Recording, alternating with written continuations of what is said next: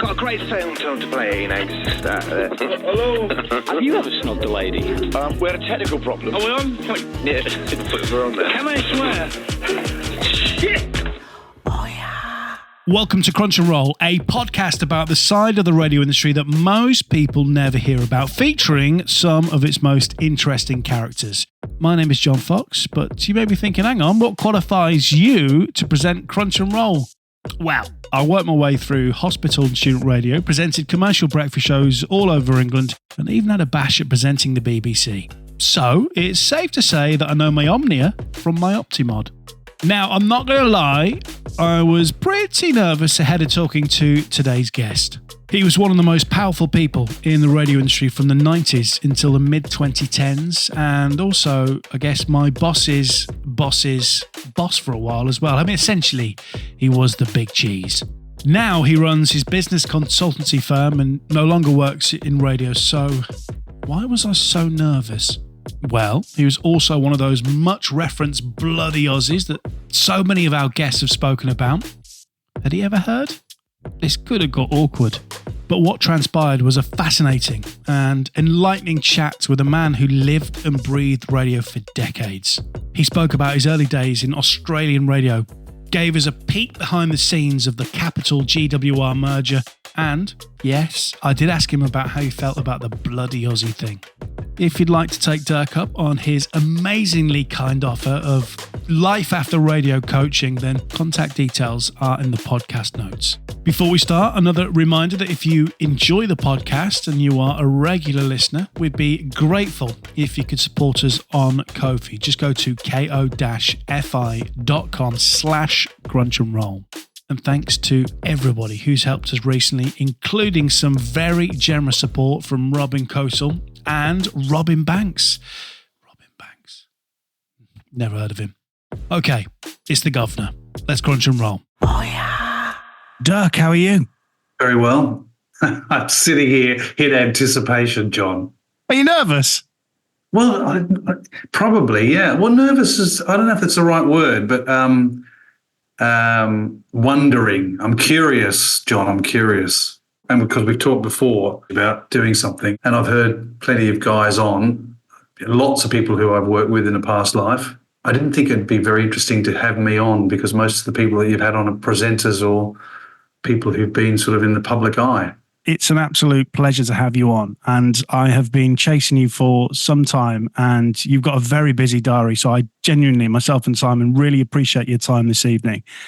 I think it's interesting because we've had a couple of programmers, PD level, on Crunch and Roll with their episode. But you, two things. Firstly, one of the biggest names in UK radio. You don't need to be shy about that, Dirk. And secondly, you weren't just the PD, you were the Guvnor. I mean, you were right at the top. So I guess with that in mind, does that give you any nerves that, you know, there will be, I mean, I said this to Dick Stone, you know, there'll be people listening to his episode that he's had to fire. And it's the same for you. Is that one of the reasons why perhaps you're nervous? Not really, because I've had loads of people over the last few years. I did an episode with David Lloyd, and we had talked about stuff in life and, you know, David Lloyd's conversations, and we had different. And I talked about things, and a whole bunch of people came out of the woodwork that did leave when I was around, and said I hadn't realised.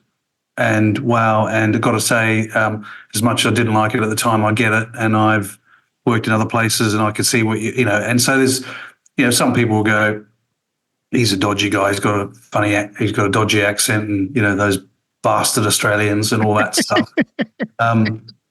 However, I got to say that there's more that would go, you know, with hindsight, a little bit of maturity, a few more grey hairs, a few more baldy heads. You know, I get it, and I've also a part of that as well of, you know, my own learning about life of the universe can go, that one didn't work. I tried this. And so there's a bit of, all of us have got a little older and wiser. So I'm not nervous about that so much as I just don't, I mean, Richard Park is the god of radio. I I don't see it. And it was very generous, and I appreciate it. My ego loves you for it, but it doesn't fit with my identity of myself. But I like it, and please say more of it because it's really good for me. But I don't. It doesn't sit with me like that. And those people who know me quite well would go, "Yeah, that makes sense." And when I think about where I've come from and where I got to, and how it all ended in terms of radio, and how a new phase started. But I meet you, and I've heard you meet lots of people who I know, but I didn't get a chance to talk to, and I watch in various phases up there. Whether it's on whatever social media platform, and see them work. Go, oh, that's quite cool. So I'm pretty relaxed about that because I quite like people, and most people are actually pretty generous about the time that they had, even if it ended in a way that wasn't what we would have liked at the time. Look, let's go right back to the start, Doug, because you have got a CV in presenting, which I think is fascinating. So let's go right back to the start. You were born in Tasmania. I was, yeah. I really hope you don't have a bloody copy of a tape. There's only one person I know who's got a copy of that, and he better not have shared it with you. So, yes, I did. I was born in Tasmania, yep. And what was the radio scene like in Tasmania? 2 stations, sort of an ABC, the equivalent of the BBC, and 1 local commercial station. And like New Zealand, Canada, and the US, Australia had less public media. And so therefore it was a probably underfunded public media station in lots of small markets because it's a big geographic territory. So each area had the equivalent of a BBC local radio station, maybe if you're lucky some national, but it depended on the transmission, and 1 local commercial station. And if you go, then that's the country radio, so the equivalent of Barnstable or somewhere like that. And then you get to a sort of place like Bath, and then you might get 2 stations. And then you get to somewhere like a Leeds or a Bristol or somewhere like that. And then you start to get, maybe you get 2 BBC stations, more nationals, but you at max get 1 commercial station, maybe 2. And then you get to the big markets like London, Birmingham, Glasgow, and then you've got, proper what they call metropolitan radio. So radio there the difference was that in smaller markets, commercial radio, where there were 2 stations, really fought hard. There was 1 successful one and 1 mediocre one, because that's just the way brands sort of worked. And you had to work really hard to win audiences from the commercial competitor and then make money from them, which is why a lot of Australians came over to this side of the world when commercial radio liberalised. Because, they went from being run by the good and great this side of the world to companies buying them and trying to make money out of them. Now, is it true that before, I want to get on to when your passion for radio started, but you were a trainee carpenter, is that true? Very good research. I left school at 16. My parents were Dutch migrants into Australia, hence the name Dirk. I could tell you my original surname was not Anthony. That was my second name, but I'll save that for later. That's a segue to keep people listening. I love it. You can ask me that towards the end. And so I left school at 16. Just for those listening, John is now writing that down so he doesn't forget to ask what my surname is. But I left school at 16. You're a migrant family. You're trades. My dad was an electrician. Well, you better get a trade, son. So I didn't do terribly well in my schooling. So I went and did an apprenticeship as a carpenter. And I would credit that as being probably the best education I had for programming radio stations, because I was standing on roofs of houses, putting roofing down on a house, or working inside, putting kitchens in, or hanging doors. And the guys would be on a site of, say, 12, 16 houses, and there'd be a radio right in the middle playing. And the guys, and the very beginning of digital radio, Nick Piggott and I said, this digital radio is going to have screens. What are we going to put on the screen? Because GWR then was quite advanced in digital radio, early days.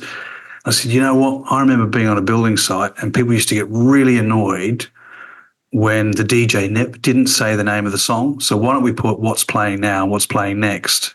And that's where the beginning of those scrolling things, what's playing now, what's playing next. And that was a direct result of watching people listen to radio on a building site. So at what point did you get bitten by the radio bug? My first year as an apprentice carpenter, by week 3, I realized this was a dumb idea and I hated that job. And I thought, this is just awful. And my dad said, well, you got to get a trade, son. So you got to wait till you get your ticket, your certificate to say that you're a qualified tradesperson. That was 4 years. Anyway, my sister, who was a hairdresser, you get in the picture, you know, yeah. She was cutting the hair of a guy who was a DJ in a nightclub and in this little town of 25,000 people. And this guy said, I'm going to go and get married. I need someone to cover my DJ shift. And literally it was in a pub. She said, oh, my brother wants to be that. Because my dad had set up a turntable disc and a mixer and stuff in my bedroom when I was 14. So I had the bug of music and I was doing that sort of stuff. And so she said, oh, this guy wants you to come down and have a go. So I went down and had a go. Long story short, I covered his 2 weeks for his honeymoon. And when he came back, the pub owner said, I think Dirk should stay. And so I ended up getting the gig and stayed, and that was the bug. I mean, I had the idea of loving music and playing music in my bedroom with 2 turntables and a mixer because my dad was in that sort of audio. He was an audiophile. But actually turning that into something that could be a profession was just way out. You know, this is country Australia. And that opportunity presented itself by my sister cutting this guy's hair. And I just played the songs that people liked, and that worked. So the bar manager was happy. People were dancing, drinking more alcohol, and I was playing whatever I wanted. So it was good.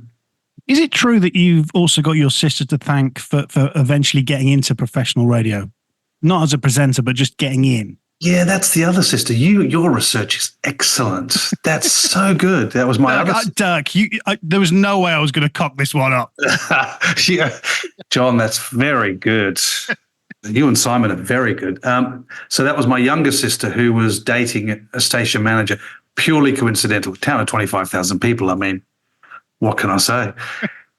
And he then said, well, if you really want to get into radio, why don't you come along and do some bits and pieces? And I did some bits and pieces. And he said, oh, there's a job going at 7LA in Launceston, which is the city down the road. And it's a bit like sort of being, I live just outside of Oxford. It's like saying there's a job going in Birmingham. And that's, reasonably big compared to Oxford. And but you got to write commercials. I'm not going to go and write commercials. I'm a DJ in a nightclub. I'm kind of cool. So I progressed to a bigger nightclub in this town, and I was doing okay. I was making some money, and I was what I would have considered successful, and writing commercials. So he said, well, if you really want to get into radio, mate, pull your head in and go and see them. So I went and saw them, and I started writing commercials as a way of getting into radio. And they said, oh, you can do one night shift a week. So I started writing commercials. Can you remember any of those commercials? Were they as cheesy as they were in the UK? Yeah, they're all pretty horrible, mostly car yards. And you intro, and then the car yard owner would say something, and which, of course, didn't happen here so much, thank goodness.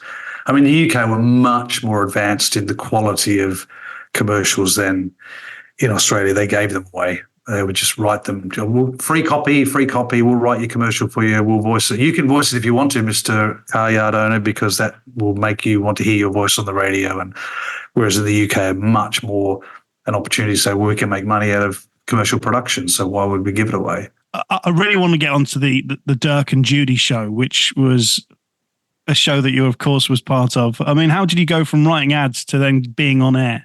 I kept driving to the town where I had a gig to do some DJ work, and then I just covered shifts. I mean, the usual, everyone that's been in radio, what you do is you're available when somebody's sick, and then you're just available. Yeah, I'll do that. Yeah, I'll do that. Yeah, I'll do that. I then got, the station was taken over by a metropolitan station. So a big Melbourne station bought the little station we had, and then we were introduced to audience research, and I was pretty keen. And so, the powers that be could see this, young guy who had a bit of a squeaky voice and probably wouldn't be the best DJ in the world, but he was really keen and had a go. And so I got the afternoon show, and I then did some music management and stuff like that. And then they could see Judy Ford, who was the nighttime host.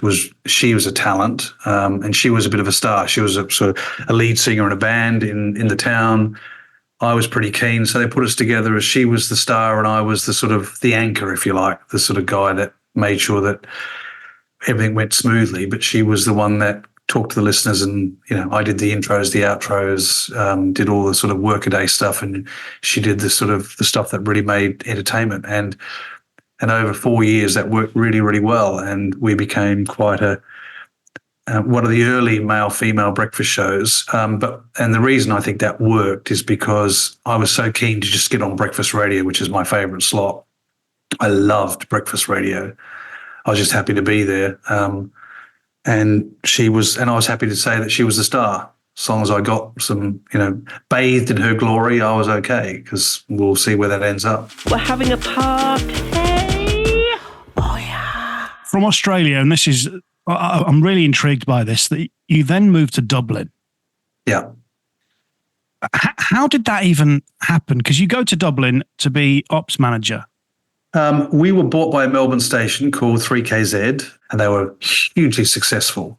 They were making a fortune in revenues, and they were very well. They just created this great business and radio product. They had discovered audience research, which came out of New Zealand. New Zealand was the leader in the world in audience research, much more advanced than the US or anywhere else. And a guy called Bill Clemens and Peter Don were leaders in audience research. And that's where, for those people who will hear the word research, will go, oh God. But the idea was basically, and they brought audience research. So I could say, I think we should play this song, or we should play that song, we should do that. And of course, no research is going to tell you which new song you should play, because no one knows. So you've got to use your instinct and your knowledge and just your experience to work out, I think this is a hit. And Parky's always been very good at that. Steve Orchard was very good at that as well. So many of the guys who were group PDs in probably the 90s just had a good ear for picking songs. And what we had, I think, was an ability to then say, so are we playing this song too often, or are we playing it not often enough? And, won't go into the details of how that was done, because it was pretty rudimentary, picking up the phone and looking at the phone book and then calling people saying, do you like the song? Are you sick of it? And there was a process. And Bill Clemens and Peter Don had created a software program, but they'd created a way of an algorithm that today everyone thinks it was an algorithm, to be able to decide, to help us decide which songs are really powerful for us, which ones are not.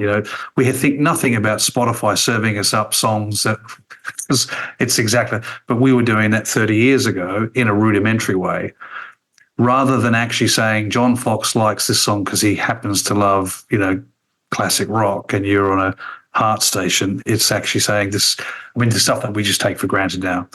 But we were bringing new thinking in, and I was lucky enough to work with consultants very early days to learn how to use research to make decisions. Whereas before, I was just making decisions because I like this song, so I'm going to put it on the turntable. And if the dance floor emptied, then I was in deep doo-doos. Yeah. Right. So you learn by it.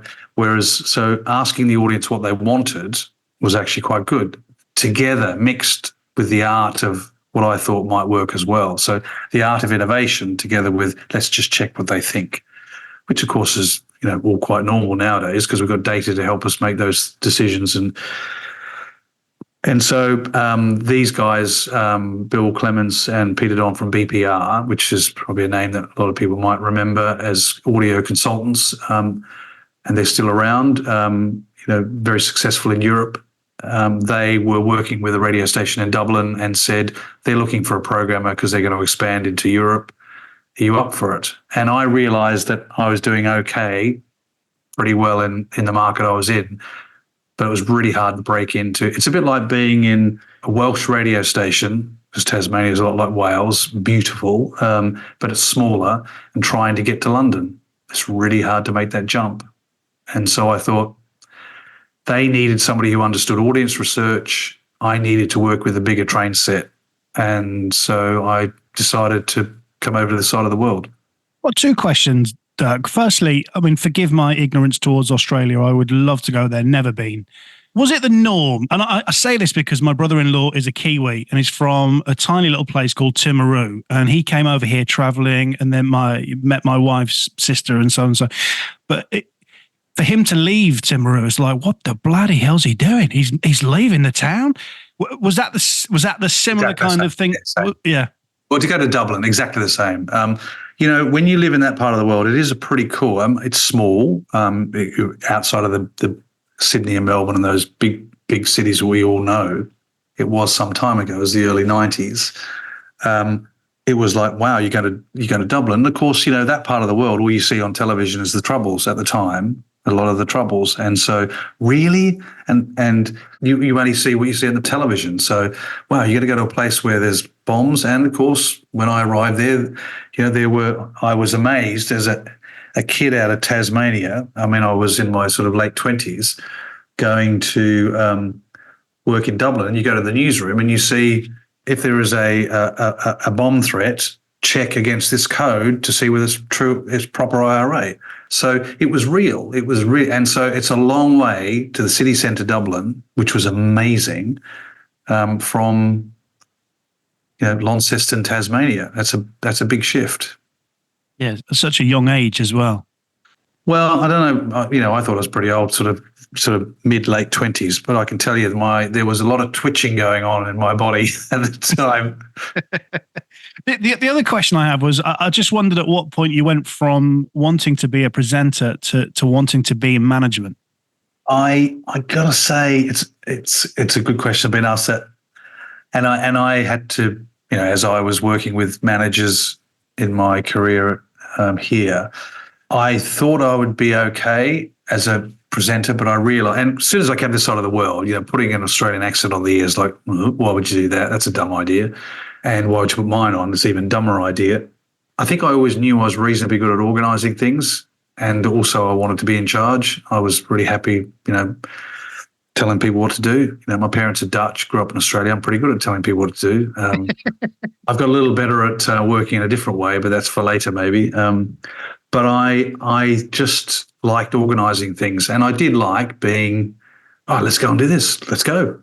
So I realised that maybe I'll go back to it, but it's a guilty pleasure. I would be on the air now if I could have a great producer and somebody would give me a slot, but that's never happened, and it's unlikely to. Well, never say never. Never say never. So you moved to Dublin. You're at 98 FM, and you helped to take it to number one. And am I right in thinking that station, to get to number one, was really punching above its weight? The credit's got to go to Dennis O'Brien and Jeff O'Brien, because they you don't go to number one, and it did go to number one for a quarter, and we'd all say there may be an anomaly in the numbers, but you take it when you get it, because when it goes the other way, then you got to take that as well. So that was down to years of effort and hard work, and I learned a lot at 98. I learned a lot from Dennis O'Brien.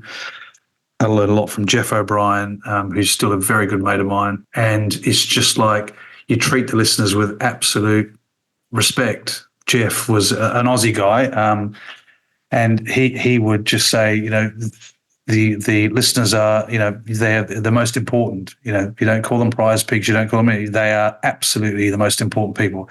Until they complain and get to his phone and the receptionist puts it through to him, and a listener says something bad, and he stands up and says, well, if you don't fucking like it, go and listen to somebody else.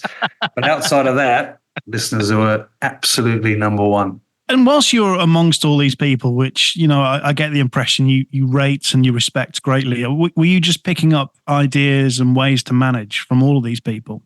I think obviously you learn a lot what not to do. Where I learned to manage was when I came to the UK. I think Steve Orchard, I learned a lot from him. He had a very unique style. And so I think from what I learned from Dennis and Jeff at 98 FM in Dublin, 98 FM, fabulous, and all the people I worked with there, what I learned from Dennis particularly and Jeff was you just don't take no for an answer. it was just like, fuck you, we're going to win. You know, U2 played in Dublin at one of the big grounds. I can't remember which one it was. And 2FM had the sponsorship. And we just put on the air, 98FM welcomes U2 to Dublin. And we didn't pay any money for the sponsorship. And then we just put out all the stops and put as many promotional people and blitzed the city with logos of 98FM around the ground. And just to any listener would be, 98FM are associated with this. And that attitude, that mindset of winning I learned that from there. So you've mentioned Steve Orchard, because after 98 FM, you come over here and you get the programmer job at GWR Bristol. Did you know Steve Orchard? I mean, there's a name which, you know, I used to like his smiley face as used to come into 210 FM. He had a lovely smile, did Steve Orchard.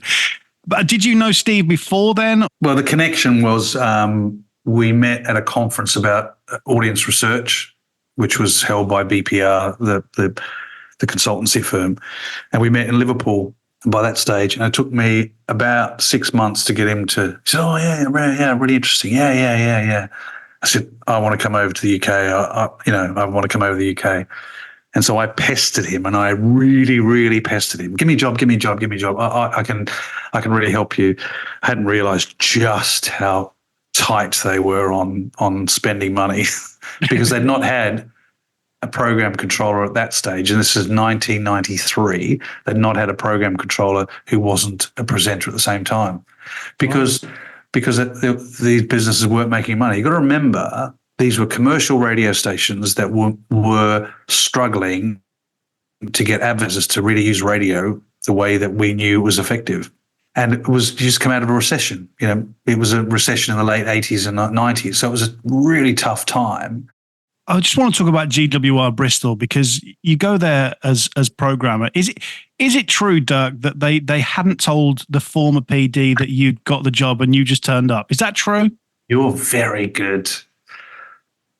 I'm so glad you've done this research, because you're remembering what I've forgotten. Yeah, they hadn't. So I was in a little village outside of Bristol, and I was ready to go. My partner and I were there, Michelle and I were there, ready to go. And the 4th of January, 1994, and I got a call from Simon Cooper, who was the manager there, said, well, Dirk, and Simon's got a very, very posh accent. Well, to me at the time, fresh off the boat. Yeah, I'm just terribly sorry, but don't think it's probably right for you to come in yet.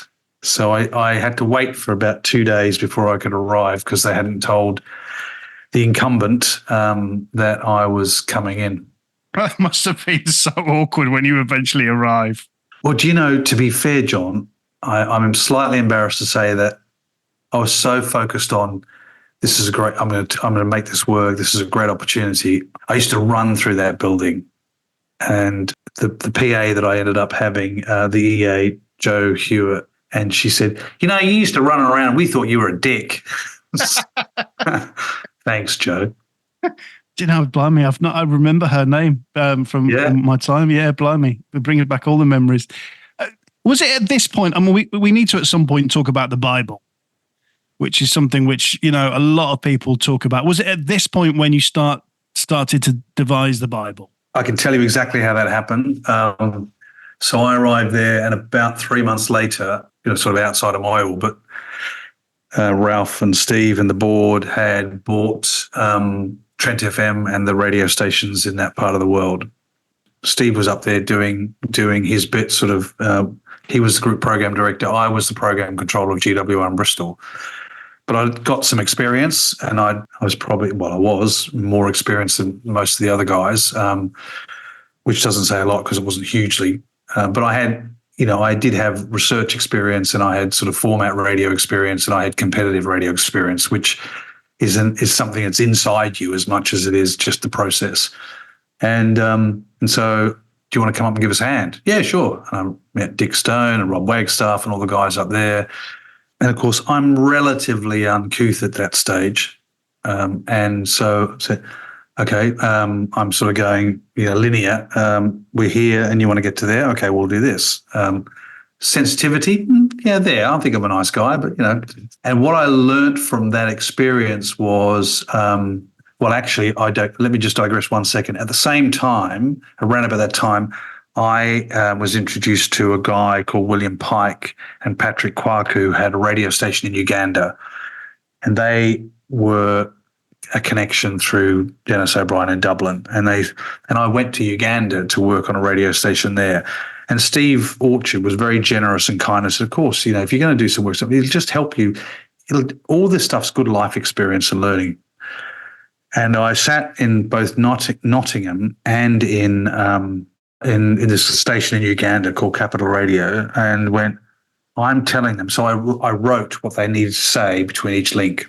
So I started writing because I couldn't get what I was saying. Well, you got to do this, and I thought, bloody hell!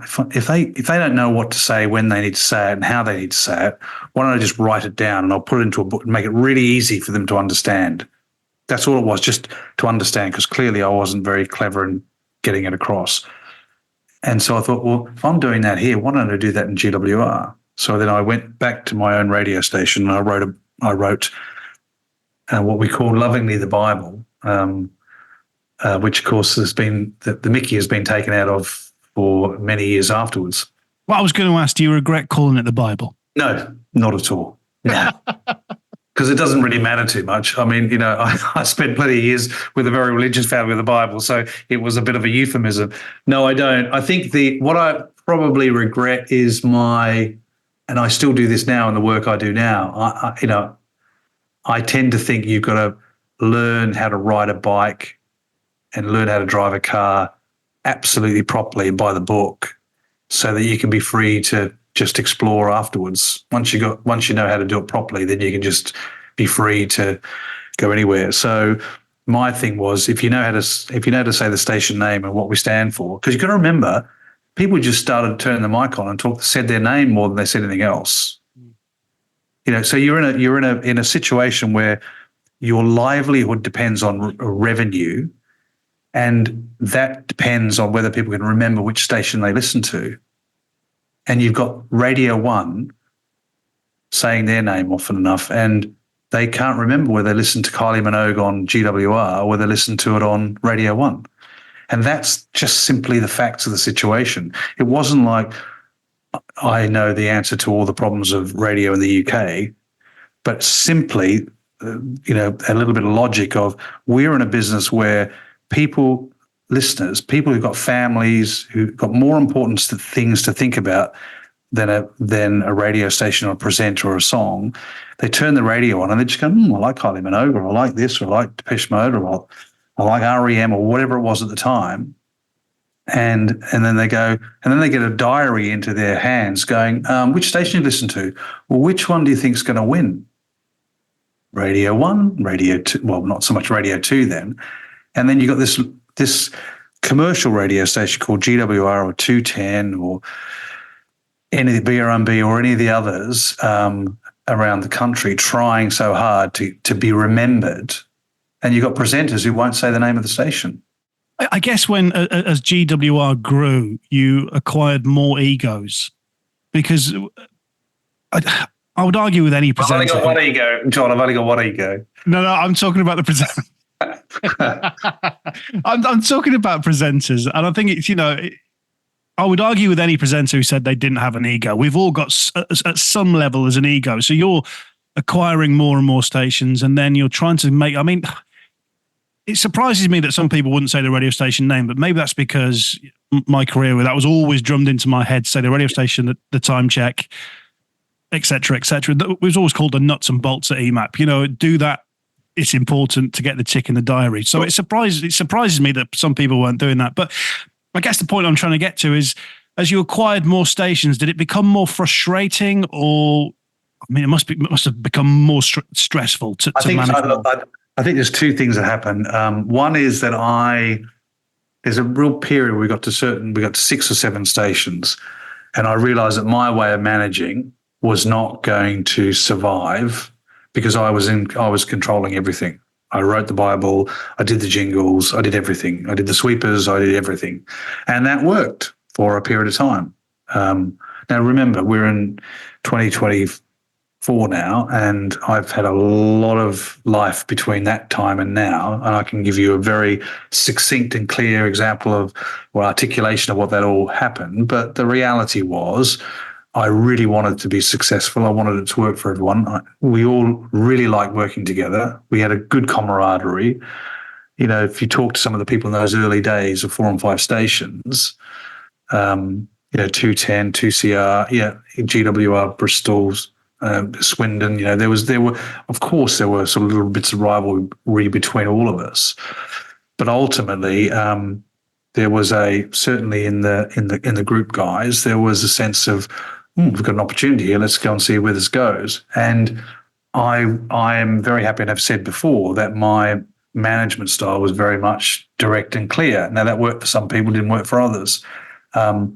And I wish that I had been more sensitive to impact of words and things like that.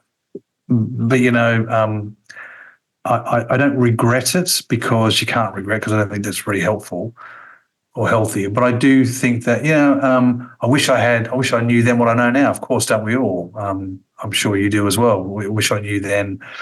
What I do think is sometimes you've got to be a bit, I think there's some benefit in being a bit naive. I did a master's in 2014. I was in my, I won't say how old I was, but I was older. And I had no idea what a master's was. And I came back home and said, I'm going to do a master's. And my wife said, do you know what a master's is? I had no idea.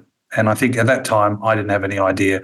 All I knew was we wanted to win, and we wanted to beat Radio 1 and the BBC, and we wanted to see what could happen. I think one thing that did never change is, there's a sense of wanting everyone to be successful. I hope you don't mind me asking this question. You mentioned not regretting anything, and there's so much more to your career, which we'll get onto in a second. But this question can, be for ask any question you like. Go for your life. Have you ever said sorry to anybody? Yes, absolutely, many times.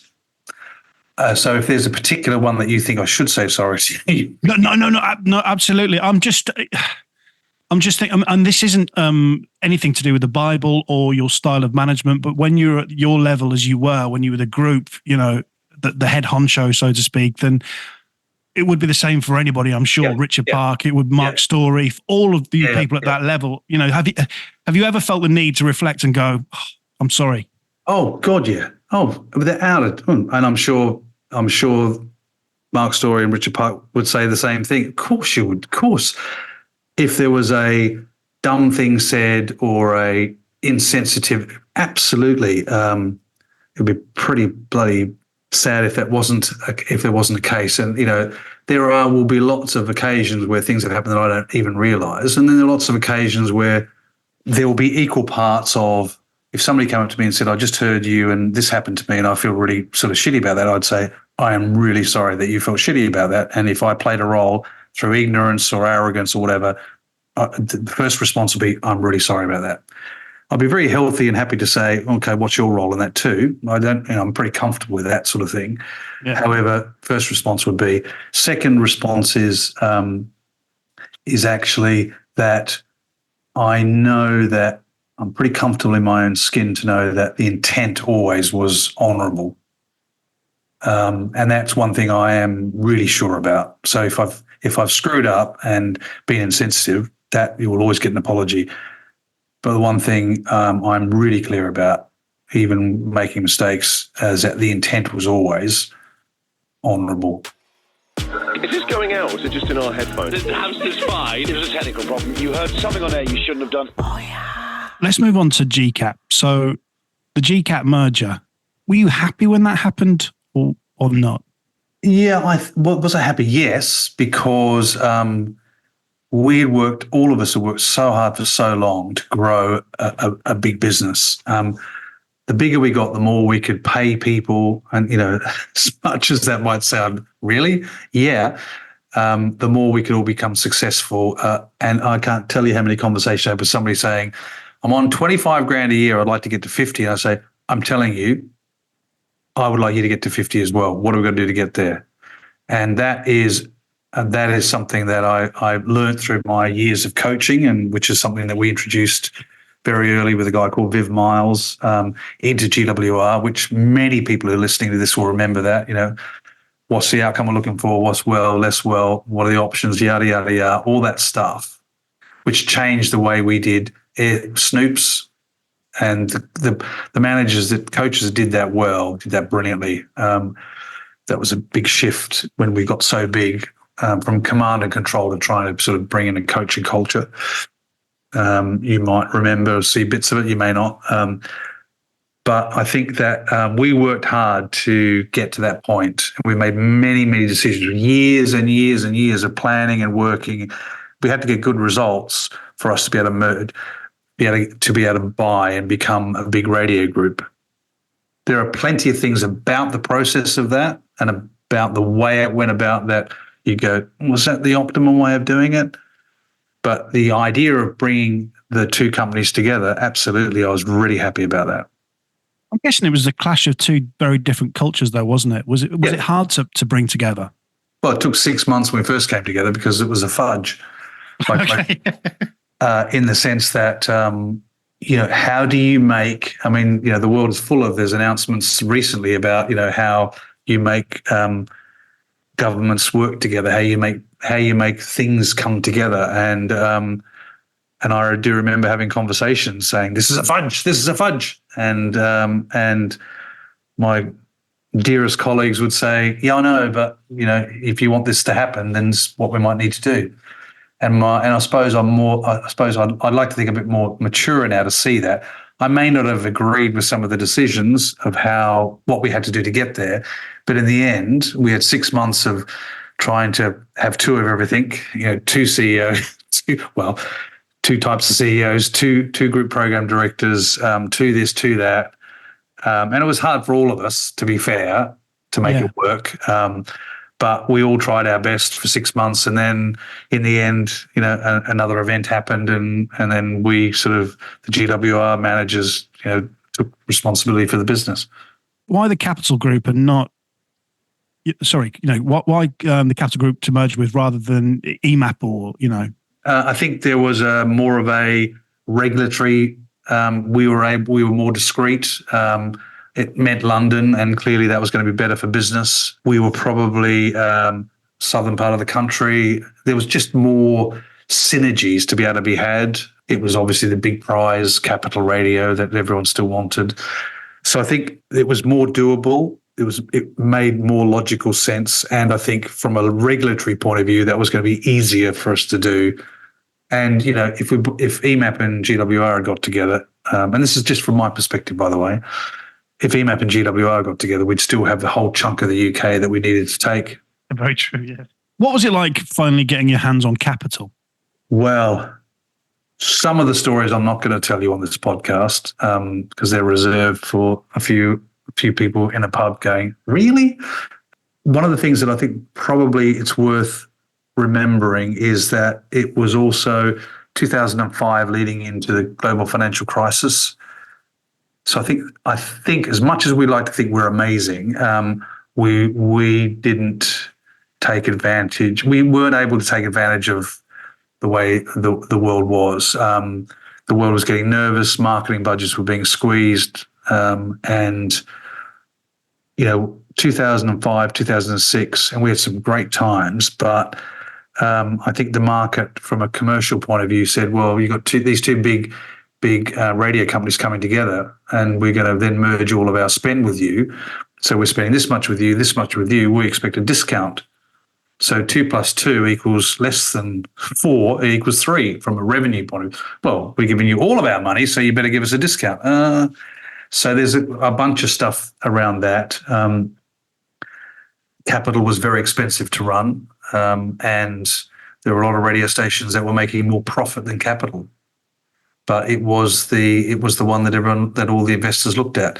We brought Scott Muller over from Australia, who is probably I would say the Elon Musk of radio, who's got the brain the size of a planet, knows what needs to be put together, was able to do some things that were amazing.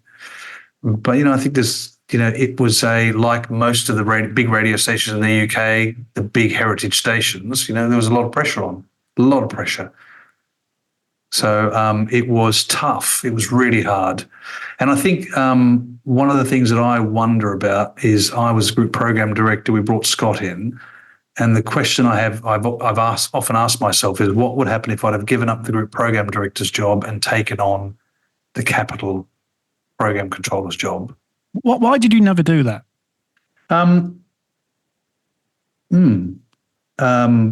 Because I don't know if I want to answer that question. That one I might keep to myself. Okay, well, fair enough. Fair enough. I mean, we're all thinking different things now, Dirk. Yeah, exactly. Well, that's part of the plan. No, I think that what I would want to have done, I doubt I would have been allowed to. Right. Okay. And that's not anyone. It's just like the strategy. And it happens a lot. I believe we should do this, and somebody says I don't think we should, and the more senior people will win on that. I worked so closely for 15 years with my colleagues. It wasn't about hierarchy. It was more about they just didn't probably buy the thing that I had. And maybe I didn't have enough courage. Maybe you could say, well, if I had pushed harder and just said, right, go for it. So there's a real challenge to myself about, if I'd have had to, should I have shown more courage? Possibly. And it's an interesting thing to think about, but it's happened. And do I have a regret? Not really. But I think there's certainly something, careful what you wish for. I used to look at Parky thinking, man, that guy's got such a great job up there. And I had his job for 3 years and went, okay. Now, let's move on to your departure from Gcap. How was that? Well, I think it was pretty clear it was coming for a long time. And I think by then we had a real culture of, there was, the financials were fine. We were financially going to be okay, whatever happened. And I think there was a bit of maturity around, you get to that stage and you go, how this stuff's going to work. Ralph had resigned. There was a conversation between Frew and Steve as to who was going to become CEO. Richard Eyre was the chair, so it was probably likely that Frew was going to get the gig. And you could see all that. And I would have been happy to work for Frew, but she just, she had and everyone has a different strategy. She wanted to have her own people in, so she called Paul Jackson in because that was the guy that, her programming guy that she worked with before. So you kind of knew it was going to happen. And she said, when she got the CEO's job, it wasn't a few weeks later, let's have a conversation. And you go, well, I could have worked with you through, that's fine, but, I get it, I understand, that's okay, that's fine. And we just come to an amicable agreement. I think there's a level of, I think there's a bit of maturity around it. And I quite like the fact that we could have the conversation and go, well, okay, that's your call. And in the end, I was really happy because she fought the takeover from Global and kept the share price going up for the takeover, and my share options did a little bit better than they would have done had she not done that. So I'm very thankful to Frew. Which is why you're drinking the expensive white wine. Well, no, it's very cheap white wine, John. Oh, is it? Yes. It's Now, after Gcap, you go back to Oz for a bit. Do you work on television over there? I did. I worked, my friends in television, I worked for the equivalent of Channel 4 there. It was a fantastic job. I loved it. The pain of leaving here from Bristol and selling up and going there was tough. And we had 2 small kids and 2 redundancy checks, my wife and I, at the time, and the kids. So it was really hard. We had no job to go to, no job prospects here. The whole industry. It was 2008, 2009, the global financial crisis, everything was getting smaller and smaller and smaller. It was really tough. So we sold up and went to Australia with no jobs, thinking, well, I'm going to get a job in radio here. Let's see what happens there. And I got a job at the equivalent of Channel 4, SBS, and it was fantastic. I mean, it was really, really a bit like community radio, to be fair.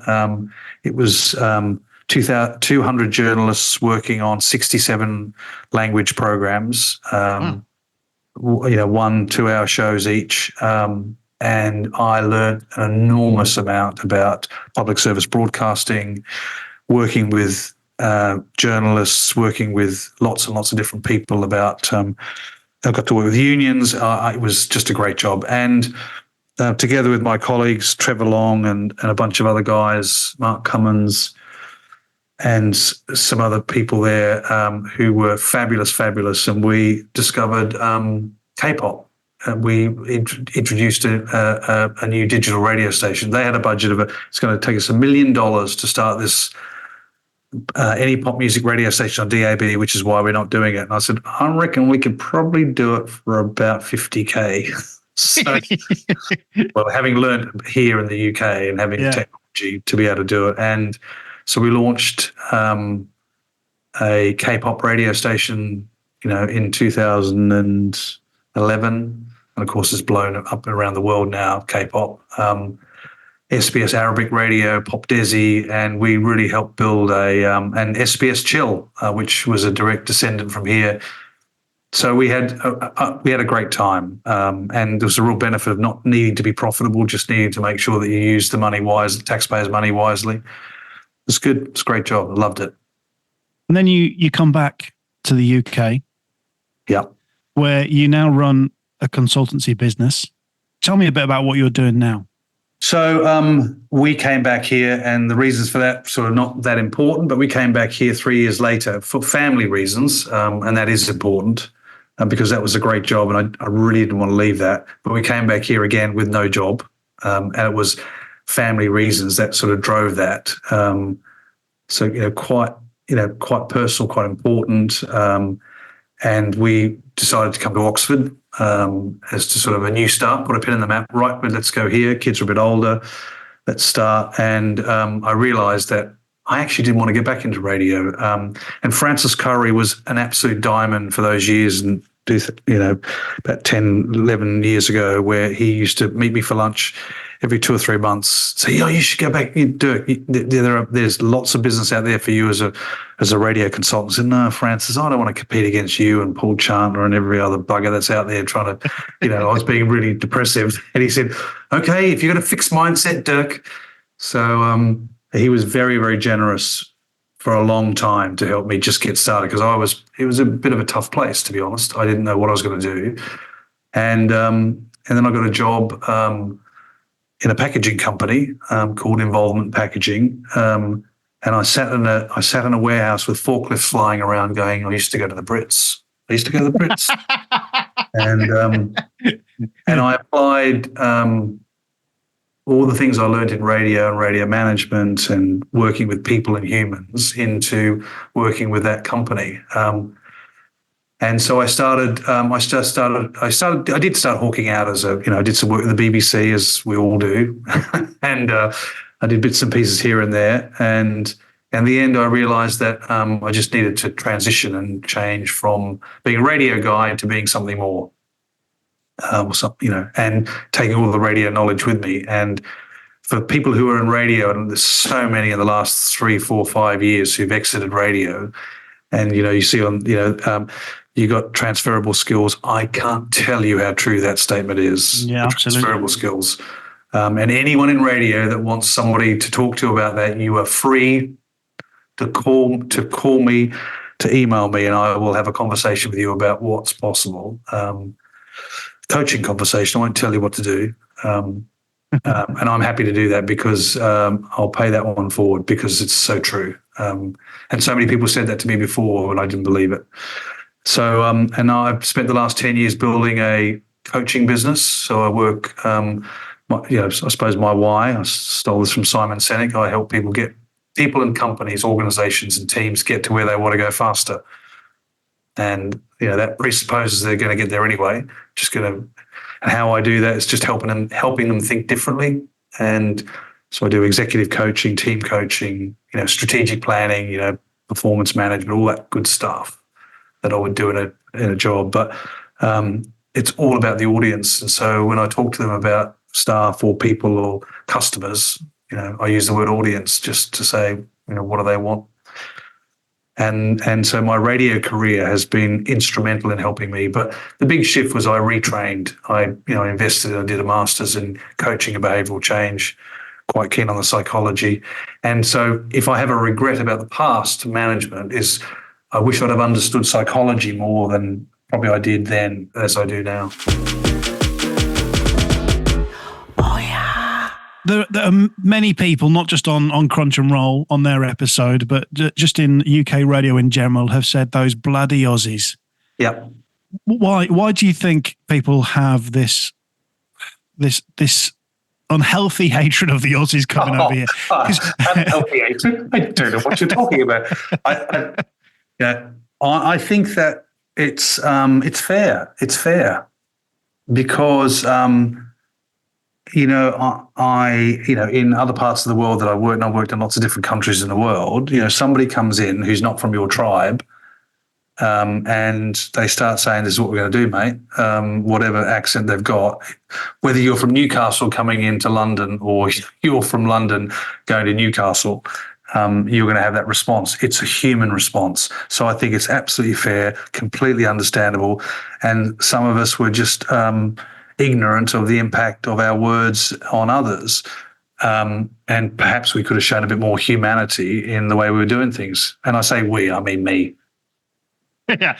It always makes me laugh when somebody says the bloody Aussies because it kind of creates this image in your head where you all came over at the same time on the same plane. We're here type thing. But obviously it didn't happen like that. I would say, I've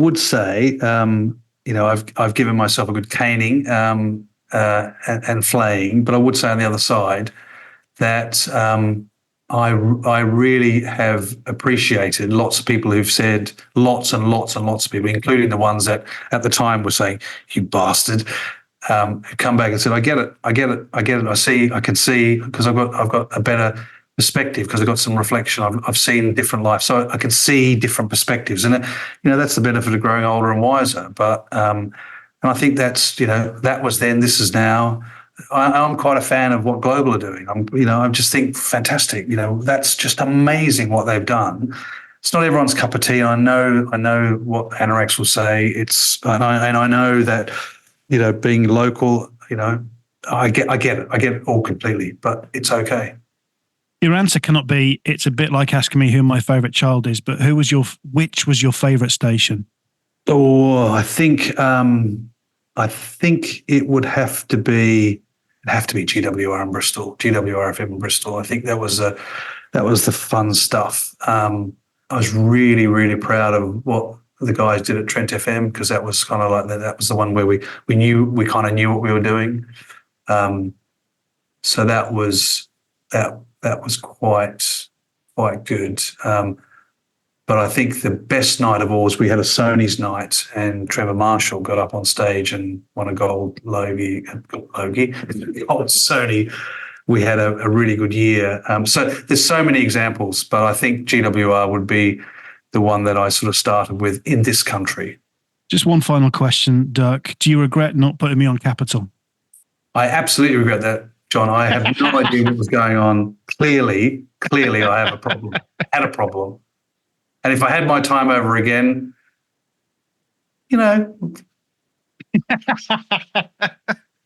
Oh, he gets out of that one. Well, look, Dirk, thank you so much for being on Crunch and Roll. It's been brilliant. I haven't seen you I think I've talked about it a couple of times. I think the last time I physically saw you, we had breakfast together at one of the boot camps. Yeah. At a hotel, which was outside Bristol, was it? I can't remember now. Blimey, it was so long ago. Yeah, I think it was one of those big mansion houses. But no, thank you so much for agreeing to coming on and chatting about your career. It's been brilliant. Well, I appreciate it. I hope that it's been interesting because it doesn't sound like it to me. But there you go. Honestly, every single guest has said exactly the same. Yeah, exactly. Would you like to go back to Dirk and Judy and please, in the style of that breakfast show, read the outro? Well, I will. I've got to make sure I get Simon's name right because it's really important. I've heard so many people do this. You've been listening to Crunch and Roll with me, Dirk Anthony. Subscribe on your favourite podcast app to get every new episode as soon as they drop, but you don't have to because it's asynchronous. I mean, who cares, really? Brunch and Roll is a 969 media production presented by John Fox and produced by the irrepressible Simon Borzowski. Oh, yeah. I do have that final question, which I did write down, which we do need to know the answer to, but the surname? I was born Dirk Anthony posthumous. Wow. Yeah. You imagine growing up in rural Australia with a surname like posthumous. I see why you changed it. Thank you.